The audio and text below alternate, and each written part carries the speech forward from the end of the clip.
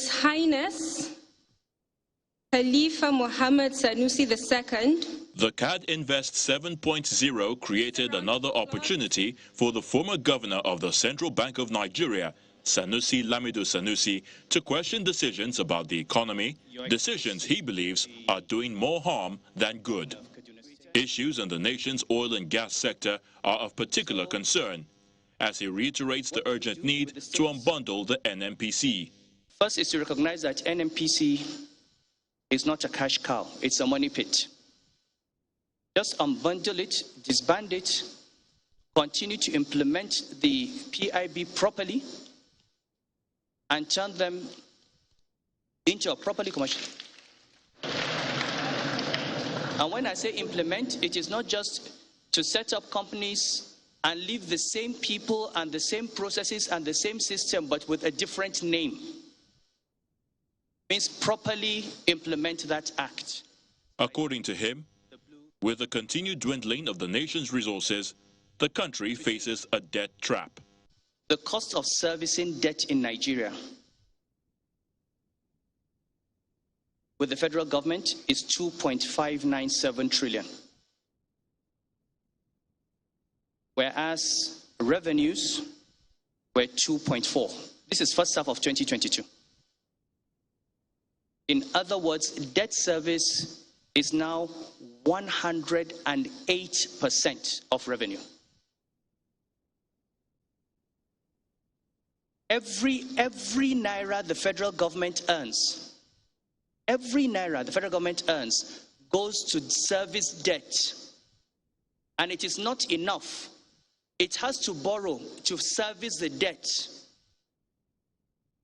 And then begin to borrow to pay salary, borrow to pay overheads, borrow to build roads, borrow to build. Let me ask you, what do you think we are leaving our children behind? A mountain of debt. Every generation wants to leave a legacy so that our children and grandchildren will be praying for us and asking God to have mercy on us, not cursing us. You leave them with a mountain of debt. You have not educated them. Money that should go, money that we should put into their education, into their health care, even assuming this fuel subsidy is all genuine, we have taken that money to give ourselves cheap petrol. That is what we are borrowing to enjoy cheap petrol today so that our children will pay that debt. When we have not invested the money in the education and prepared them to earn and service the debt.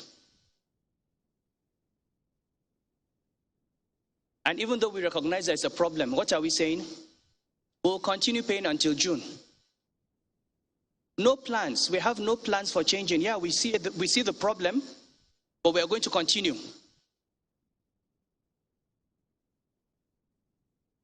I'm sorry for the next president who comes in on June and says, I'm removing subsidy on day one. Sanusi's decades of experience in economics comes to bear as he urges the incoming government to brace for hard decisions. We can see where from the fiscal side and the monetary side, the challenges that we have, and the decisions that will be taken to correct are going to be very painful decisions. So let me first of all, please request our politicians. You must prepare the minds of Nigerians for difficult decisions. Anybody who tells you that it is going to be easy, please don't vote for him. Because it's either he's lying to you or he does not know what job he's going to get.